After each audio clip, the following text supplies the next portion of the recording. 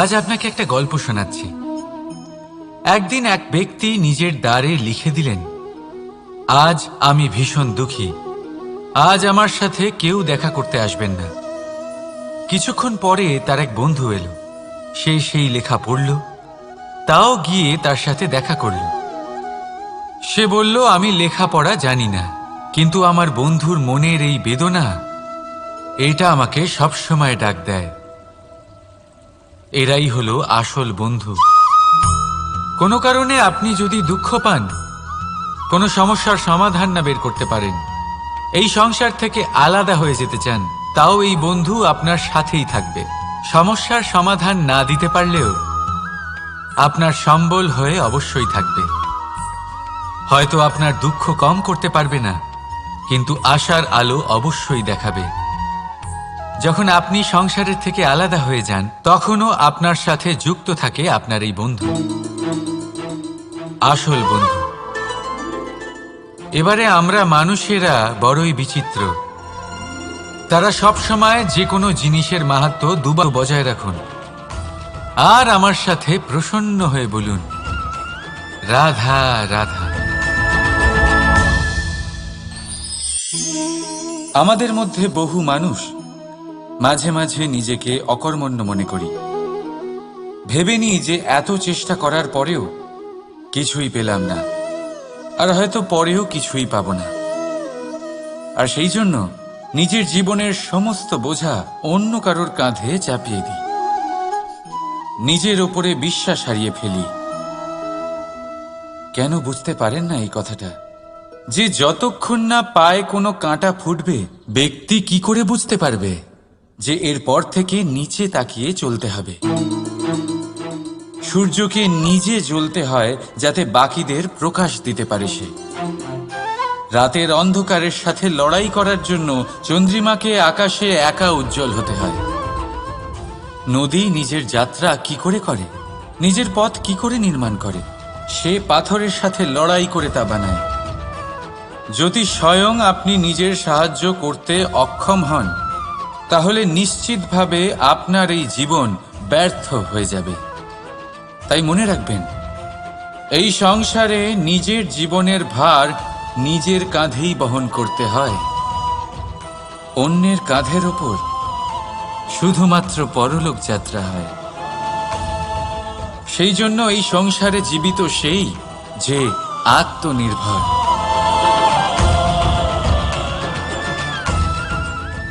রাধা রাধা। সময়, কথায় বলে সময়ের পূর্বে কিছুই হয় না। প্রতিটা ঘটনার একটা সময় থাকে।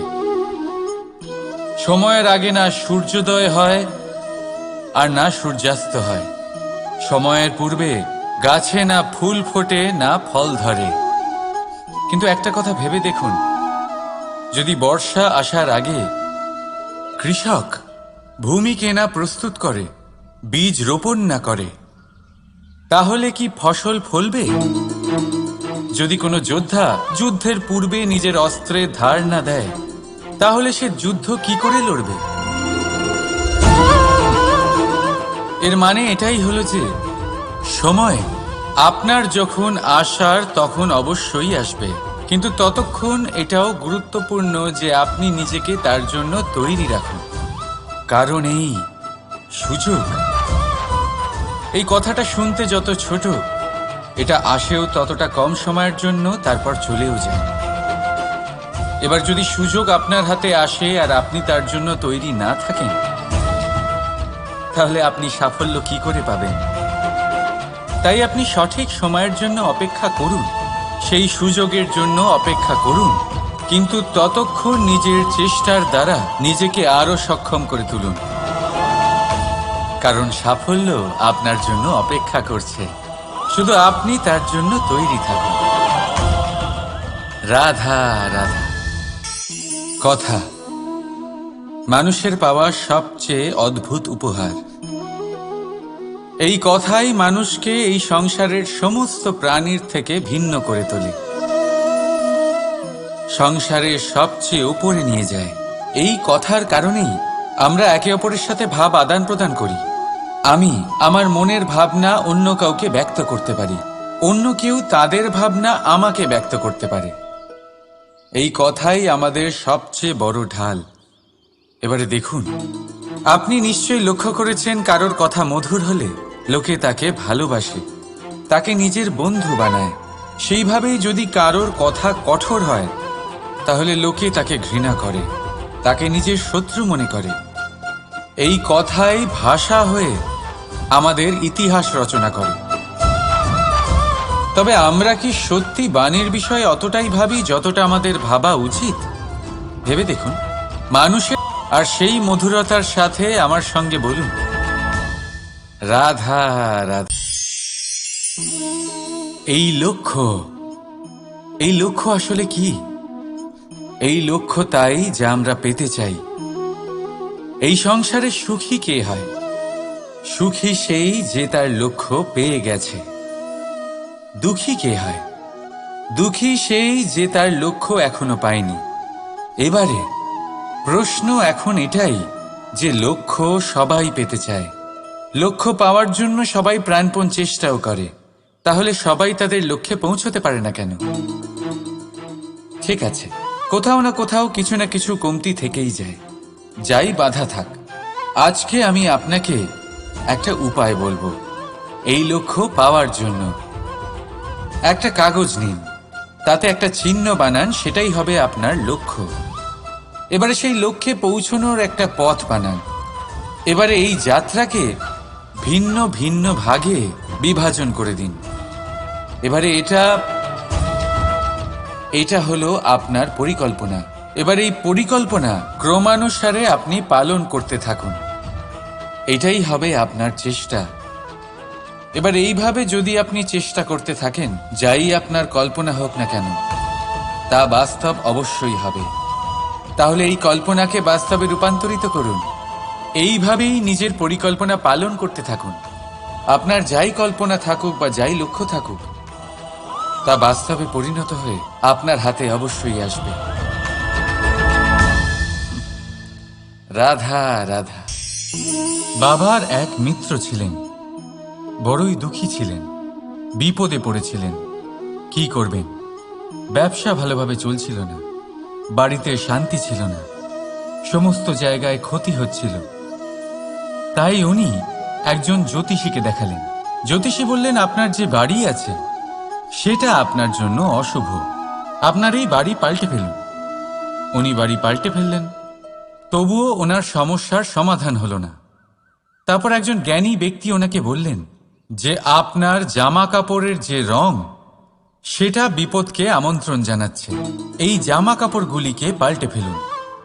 উনি সেগুলো পাল্টে ফেললেন, তাও সমস্যার সমাধান হলো না। আবার একজন জ্ঞানী ব্যক্তি বললেন যে আপনার আশেপাশে যে মানুষ আপনার ব্যক্তিত্ব তৈরি করে, তাই নিজের স্বভাব শুধরে ফেলুন, তাতে ভালো পরিবর্তন আনুন, সব কিছু ভালোই হবে। রাধা রাধা। ক্রোধ, লোকে বলে যে এই ক্রোধ পাপেরই মূল, কিন্তু সত্যি কি এই ক্রোধ পাপের মূল? একটু ভেবে দেখুন, এই ক্রোধ বাস্তবে আসলে কি? এই ক্রোধ একটা অনুভূতি যা আপনার মধ্যে হঠাৎই অসীমিত তেজ সঞ্চালন করে।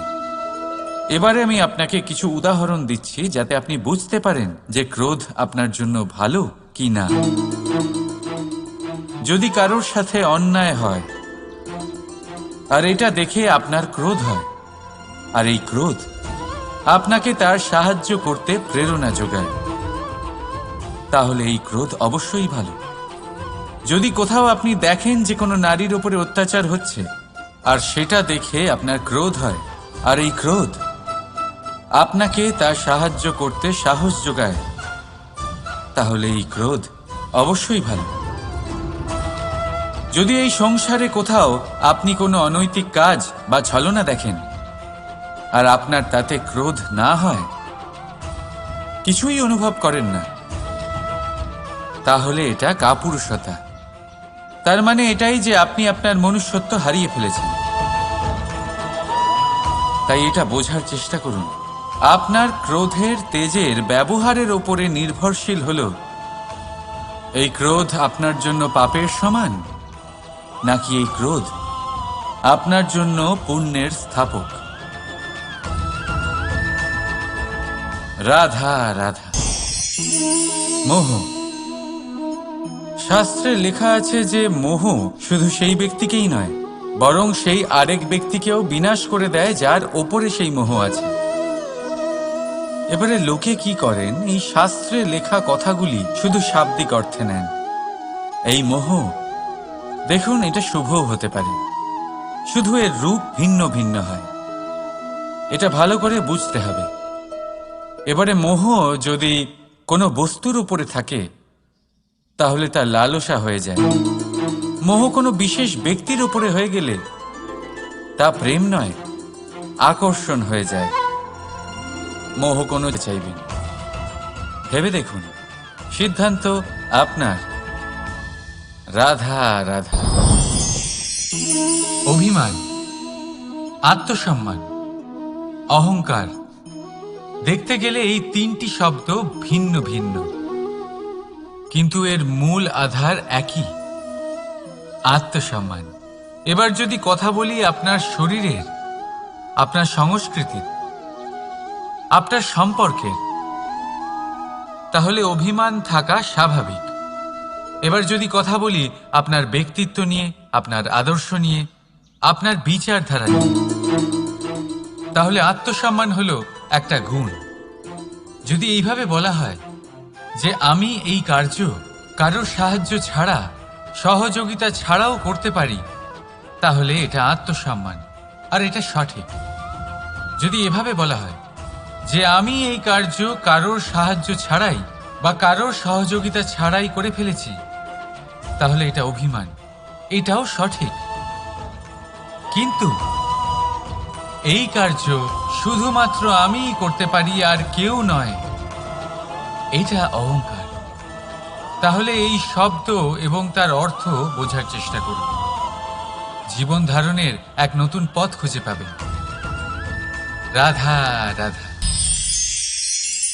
সংসারে প্রত্যেক ব্যক্তি কোনো না কোনো রূপে ঈশ্বরকে মানে। কেউ মূর্তি রূপে, তো কেউ তত্ত্ব রূপে, কেউ ভাবনা রূপে, আবার কেউ স্বভাব রূপে। কেউ নিজের মধ্যে পরমাত্মা খোঁজে, আবার কেউ অন্যের মধ্যে। কারোর কাছে জ্ঞানই পরমাত্মা। সংসারে প্রত্যেক মানুষই কোনো না কোনো রূপে তার ঈশ্বরকে পেয়েই যান। কিন্তু একটা কথা বলবো, ঈশ্বর প্রথমেই নিজের একটা স্বরূপ পৃথিবীতে আপনার কাছে পাঠিয়ে দিয়েছেন। সেই স্বরূপ হলো আপনার মাতা, আপনার মা, সেই মা যিনি আপনাকে জন্ম দিয়েছেন। কিন্তু প্রত্যেক মায়ের মধ্যে ঈশ্বর অবশ্যই থাকে। রাধা রাধা। আপনি নিশ্চয়ই দেখে থাকবেন যে প্রদীপের নিচে অন্ধকার থাকে। যে প্রদীপ সংসারকে আলোকিত করে, সেই প্রদীপের নিচেই অন্ধকার। এবারে অনেক মানুষ আছে যারা এই বিষয়টা এইভাবে দেখে যে ব্যক্তি নিজের সমস্যার সমাধান করতে পারে না, আর গোটা সংসারকে উপদেশ দেয়।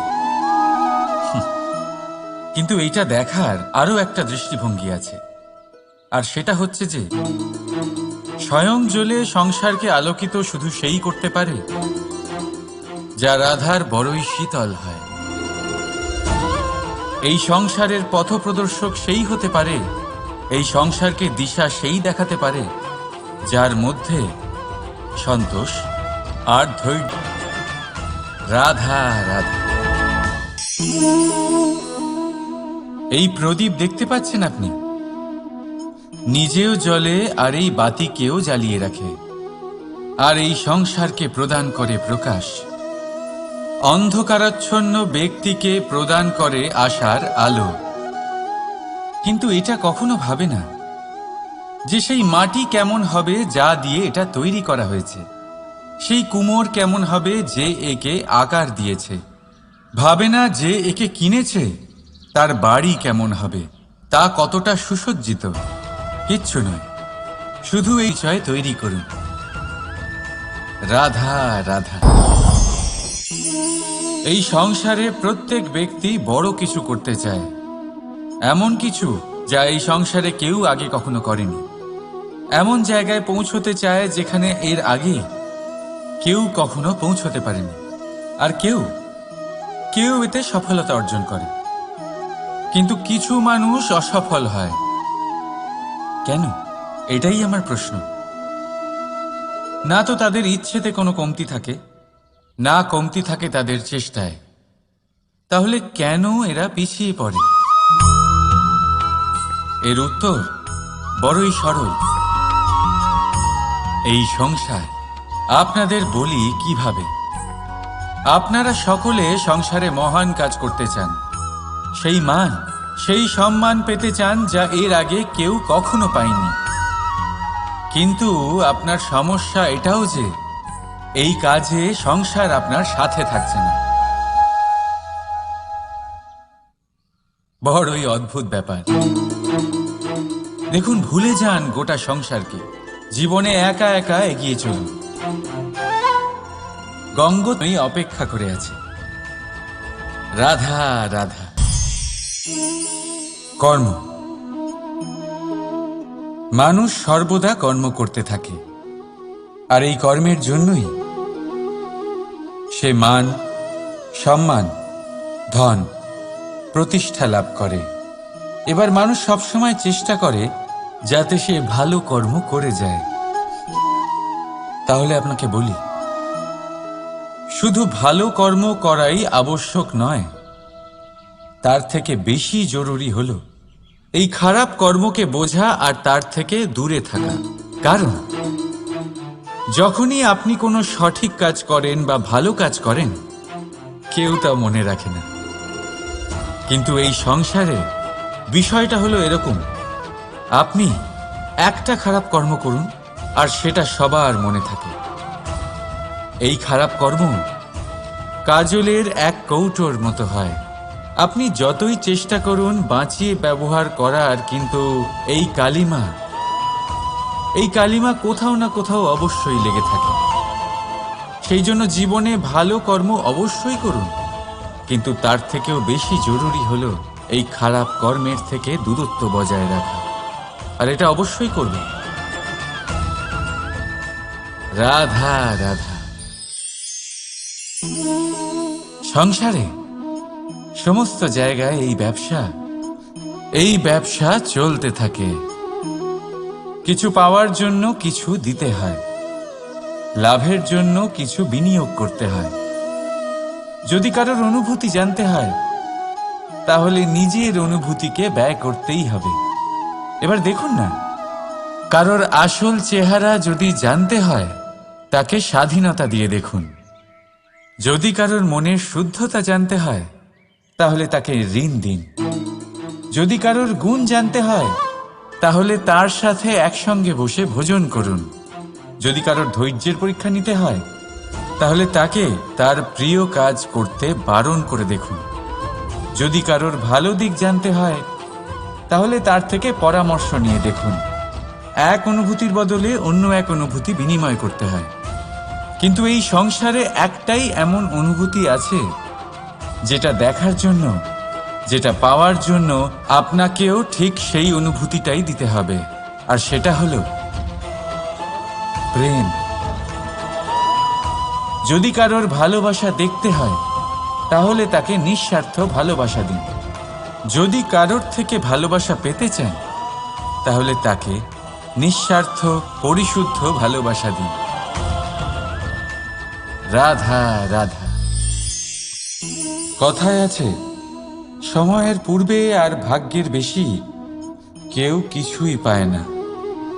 এবার এর মানে কি এটাই যে আপনি শুধুমাত্র সময়ের অপেক্ষা করবেন, সবকিছু নিজের ভাগ্যের ওপর আর কপালের ওপরে ছেড়ে দেবেন, নিজে কিছুই করবেন না?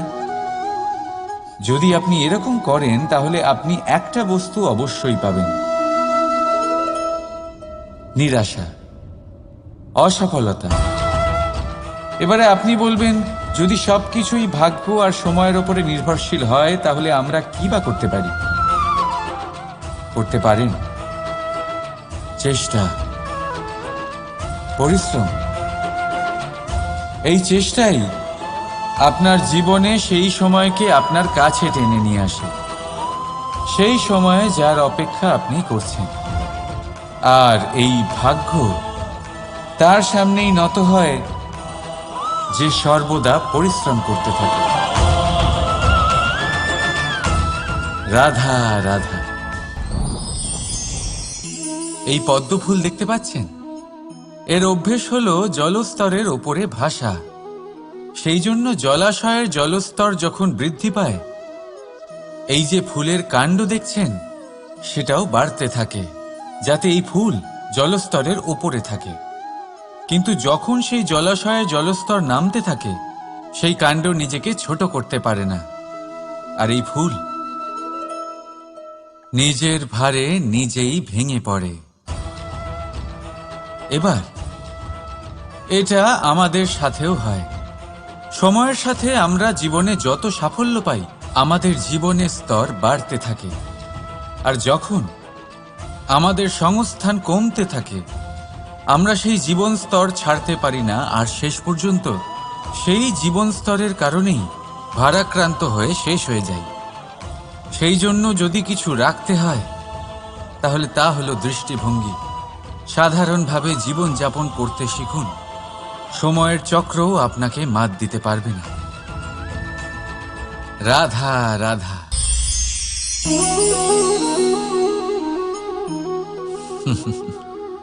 সময়, এই সময় না কোনো ব্যক্তি, না জীব, না বস্তু, তাও সময় জীবিত থাকে। এই সময়ে না জল, না অগ্নি, আর না বায়ু, কিন্তু তাও আমাদের জীবনের আধার। এই সময় দেখতে গেলে মানুষ এই সময়ের হাতের খেলনা।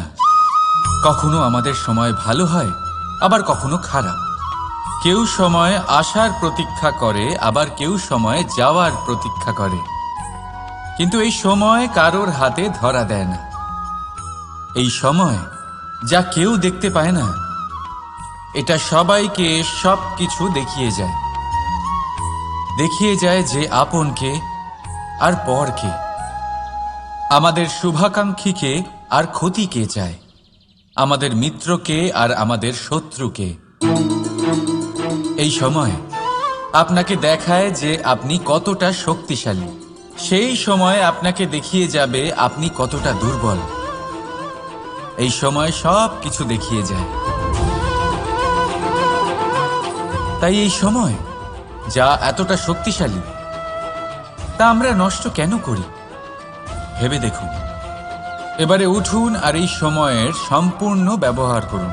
এই সময়ের সদ্ব্যবহার করুন, কারণ এই সময়কে ব্যবহার করাটাই আপনার হাতে রয়েছে, আর কিচ্ছু না। আর এই সময় একবার বয়ে গেলে, তখন যাই করুন না কেন, কখনো ফেরত আসবে না। সময়ের সদ্ব্যবহার করুন আর সবার মধ্যে আনন্দ ছড়ান। আর আসুন আমার সাথে ভালোবেসে বলুন, রাধা রাধা।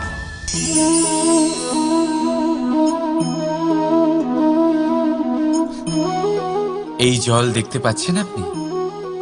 এটা ঘোলা জল, এতে ময়লা মিশে আছে।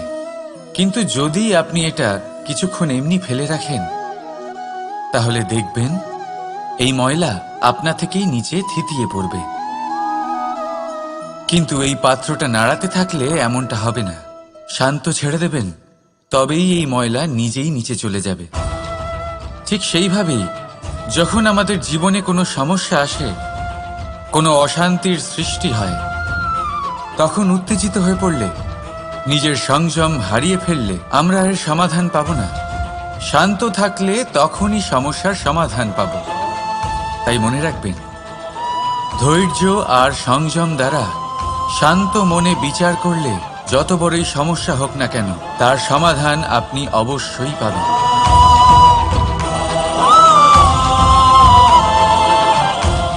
কারণ অশান্তির সমাধান শুধুমাত্র শান্তি। রাধা রাধা। প্রজাপতি আকাশে উড়ে বেড়ায়, সে সুন্দর ফুলের রস আস্বাদন করে। উন্মুক্ত উড়ে বেড়ায়, কিন্তু তারও বিপদ কম কিছু নেই। যেমন হলো পতঙ্গ, জন্তু এই প্রজাপতিকে নিজের আহার করে নেয়। তাকে এদের থেকে সাবধানে থাকতে হয়। সত্য হলো এটাই যে এই প্রজাপতি ততদিনই সুরক্ষিত থাকে যতদিন এদের পাখনা বৃদ্ধি পায় না।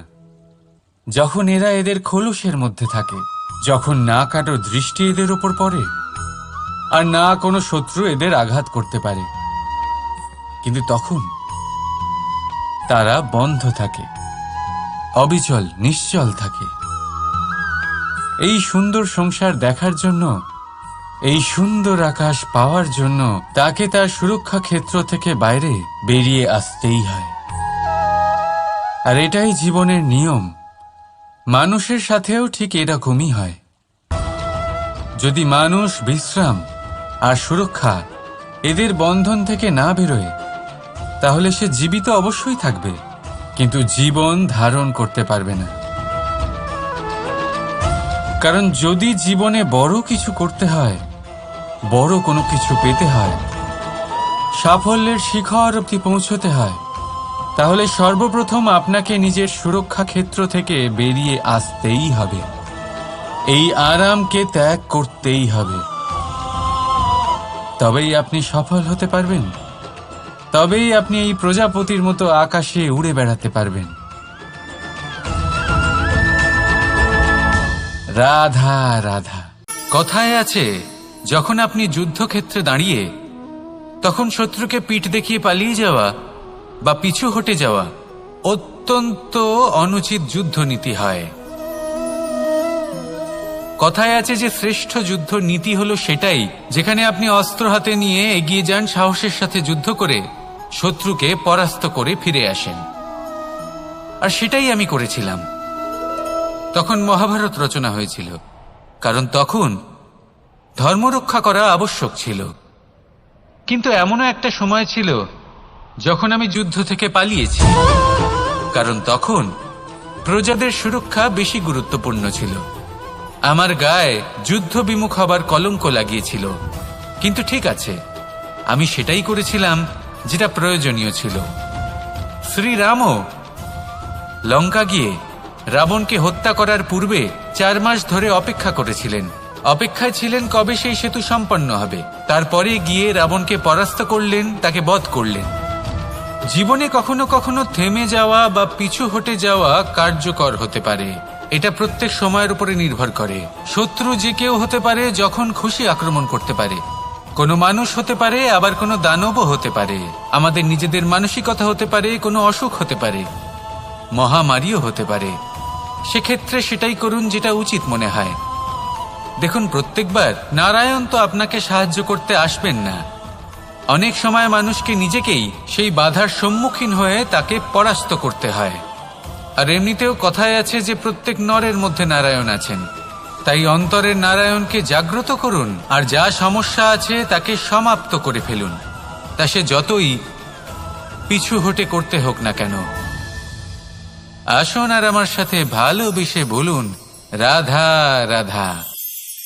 এই সংসারে 2 ধরনের মানুষ দেখা যায়, 1 সরল, 2 জটিল। এবার এই যে সরল ব্যক্তি থাকে, তাদের এই সমাজ দুর্বল মনে করে। এমনিতে দেখতে গেলে জলও সরল, বায়ুও সরল। ওনারা যেদিকে চাইবেন প্রবাহিত হতে পারেন। এনাদের যে আকার দেবেন সেটাই ধারণ করবেন। কিন্তু এরা বাস্তব রূপ ধারণ করলে তখন কি হয়? এই জল এমন এক ধারায় পরিণত হয় যে অনেক বড় বড় পাথরকে খণ্ডিত করে দিতে পারে। এই বায়ু এমন এক চক্রবাতে পরিণত হয় যা সংসারে বিনাশ ডেকে আনে। তাই যে ব্যক্তি সরল, তার সরলতাকে সম্মান করুন, তাকে সম্মান করুন, তাকে ভালোবাসা দিন। আর আমার সাথে ভালোবেসে বলুন, রাধা রাধা। কখনো আপনি কোনো গোয়াল দেখেছেন? অধিক মাত্রায় গোবর পড়ে থাকে, আর ওখানে এক ধরনের পোকা দেখতে পাওয়া যায় যাকে গুবরে পোকা বলা হয়। এরা কি করে? সারাদিন সেই গোবরেই বাস করে। সেই গোবরকে গোল আকৃতি প্রদান করে নিজের বাসার দিকে নিয়ে যাওয়ার চেষ্টা করে। অনেক পরিশ্রম করার পরে সেই গোবরের টুকরোগুলো নিজের বাসার দিকে নিয়ে যায় আর বুঝতে পারে ওর বাসা তো খুবই ছোট, আর এই গোবরের টুকরো তো অত্যন্ত বড়, এ তো বাসাতে প্রবেশ করতেই পারবে না।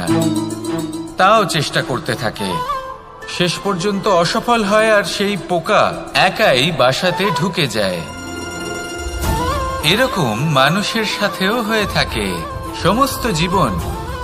মানুষ ধন, স্বর্ণ, সুখ স্বাচ্ছন্দ্য এই সব কিছু অর্জন করতে ব্যস্ত থাকে, আর যখন সময় আসে এই সংসারকে ত্যাগ করে চলে যাওয়ার, তখন সে বুঝতে পারে যে এই সব কিছু তো আমি নিজের সাথে নিয়ে যেতেই পারবো না। মনে দুঃখ নিয়ে সংসার থেকে বিদায় নেয় সে। তার বদলে যদি মানুষ কোনো নির্ধন ব্যক্তিকে সাহায্য করে দেয়, কোনো দুঃখী ব্যক্তিকে হাসাতে চেষ্টা করে, তাহলে মনে সন্তোষ নিয়ে সংসার ত্যাগ করতে পারে। এই জীবনে ধন, স্বর্ণ, সুখ স্বাচ্ছন্দ্য অতি আবশ্যক, কিন্তু এগুলোই বাস্তব সম্পত্তি নয়। তাহলে কি এই বাস্তব সম্পত্তি, সেটা বুঝতে শিখুন আর আমার সাথে ভালোবেসে বলুন রাধা রাধা। মানুষ একটা অত্যন্ত শ্রেষ্ঠ কর্ম করতে পারেন, সেটা হলো ভুলে যেতে পারা, আর সেটা বরদানের চেয়ে কম কিছু নয়। মানুষকে যখন কোনো কারণে নিজের প্রিয়জনদের থেকে দূরে যেতে হয়, তখন মনে দুঃখ জাগ্রত হয়, তিনি সেই দুঃখকে ভুলতে পারেন। কখনো কোনো সম্পর্ক থেকে যদি দুঃখ পেয়ে থাকেন, তখন সেই দুঃখকে ভুলতে পারেন। কিন্তু এই সংসারের প্রত্যেক আবেগ, প্রত্যেক বস্তু ভুলে যাওয়া উচিত নয়। বিশেষ করে আমাদের প্রিয়জন, আমাদের পরিবারের সদস্য, যখন এই সংসার থেকে ওনারা চলে যান, তখন যে সৎকর্ম ওনারা করেছেন, যে প্রেরণা ওনারা আমাদের প্রদান করেছেন, কখনো ভুলে যাওয়া উচিত নয়। যখন আপনি কোনো উঁচু স্থানে পৌঁছে যান, আপনি সাফল্য লাভ করেন, তখন সেই সকল বন্ধুদের ভোলা উচিত নয় যারা আপনার সাথে আরম্ভ থেকে ছিল, যারা সব সময় আপনাকে সাহায্য করেছে। আর সবথেকে গুরুত্বপূর্ণ কথা, আপনার বয়স যতই বৃদ্ধি পাক না কেন, মাতা পিতাকে কখনো ভুলবেন না। আপনি যতই বড় হন না কেন, আপনি তাদের সন্তানই থাকবেন, অভিজ্ঞতার দিক থেকে ওনাদের থেকে ছোটই থাকবেন। তাই সবসময় নিজের মাতা পিতাকে নিজের সাথে রাখুন, কখনো তাদের ভুলবেন না। সেই সকল ব্যক্তিদের ভুলে যাবেন না যারা দুঃখের দিনে আপনার সাথে ছিল, তবেই জীবনে সুখ পাবেন। আসুন আর আমার সাথে ভালোবেসে বলুন রাধা রাধা। আমাদের জীবনে অনেক ধরনের ব্যক্তি এসে থাকেন, কেউ কেউ আমাদের সাথে থেকে যান, কেউ আমাদের থেকে দূরে চলে যান। কেউ ভালো মানুষ হন, কেউ খারাপ মানুষ। কিন্তু আমরা সবসময় সেই সময়টাকে নিয়ে দুঃখ প্রকাশ করি যখন আমাদের জীবনে কোনো খারাপ ব্যক্তি প্রবেশ করেন। তারা আমাদের খারাপ অনুভূতি দেন, দুঃখ দেন, কষ্ট দেন। আমরা সবাই তাকে ভালো মন্দ কথা বলি। কিন্তু কেন? এমন বিভিন্ন ধরনের মানুষ, খারাপ মানুষ, ভালো মানুষ সবার জীবনেই আসেন এবং সকলকেই একটা অমূল্য শিক্ষা দান করে যান। এবার আপনি নিজেই ভেবে দেখুন, জীবনে যখন প্রথমবার আপনি আগুন স্পর্শ করেছিলেন, তখন আপনি একটা শিক্ষা লাভ করেছিলেন যে আমাকে আগুনের থেকে একটু দূরে থাকতে হবে। তারপর আস্তে আস্তে আপনি শিখলেন যে কিভাবে এই আগুনকে নিয়ন্ত্রণে রাখতে হবে। তারপর আপনি শিখলেন যে কিভাবে নিজের জীবনে তাকে প্রয়োগ করতে হবে, তা সে অন্ধকারে প্রকাশ লাভ করার জন্য হোক বা খাবার বানানোর জন্য। সেইভাবেই কোনো খারাপ ব্যক্তি যখন আপনার জীবনে আসে, কোনো শিক্ষা দিয়ে যান, তার প্রতি কৃতজ্ঞ থাকুন। তার বিষয় খারাপ ভাবার বা খারাপ অনুভূতি নিয়ে থাকার কোনো প্রয়োজন নেই। সেই শিক্ষা লাভ করুন, ইতিবাচক মনোভাব নিয়ে জীবনের সামনে এগোতে থাকুন। কেউ নেই যিনি আপনাকে বাধা দিতে পারেন। আসুন আমার সাথে ভালোবেসে বলুন রাধা রাধা। মানুষের জীবন হলো তার যাত্রা, এবং প্রত্যেকের জীবনযাত্রার লক্ষ্য হলো আলাদা। এবার মনের মধ্যে এই প্রশ্ন জাগতেই পারে যে এই জীবনের লক্ষ্যটা গুরুত্বপূর্ণ নাকি যাত্রাটা। এবং এই ভাবনায় আমরা কোথাও না কোথাও সব থেকে গুরুত্বপূর্ণ বিষয়ে ভুলে যাই যে সব থেকে গুরুত্বপূর্ণ ব্যক্তিত্ব হলো আমাদের সাথী, আমাদের সহযাত্রী, যার সাথে আমরা এই যাত্রাপথ সুনিশ্চিত করি, এটা খুব গুরুত্বপূর্ণ। আপনি নিজেই দেখুন, মেঘ থেকে বৃষ্টি ঝরে পড়ে। তার লক্ষ্য হলো ধরিত্রী, তার যাত্রাপথ হলো সেই বায়ুমণ্ডল। কিন্তু ও কোন সাথী নির্বাচন করছে তার উপর কত কিছু নির্ভর করে। যদি সাথী হিসেবে ঝিনুককে খুঁজে পায় আর ওই ঝিনুকের ওপরে গিয়ে পড়ে, তাহলে মুক্তয়ে পরিণত হয়।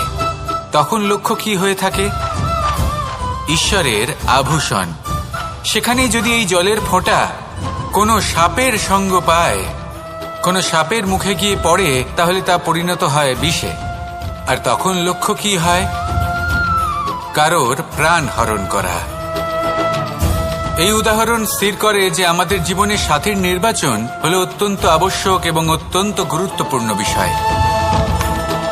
কারণ সাথীর প্রভাব শুধু যে আপনার পথে পড়বে তা নয়, আপনার লক্ষ্যের ওপরও পড়বে। কখনো কখনো কেউ আপনার লক্ষ্য বদলে দেবে, কখনো উচিতভাবে, কখনো অনুচিতভাবে। সেটা আপনার নির্বাচনের উপর নির্ভর করছে। তাহলে একজন শ্রেষ্ঠ সাথী নির্বাচন করুন আর আমার সাথে ভালোবেসে বলুন, রাধা রাধা।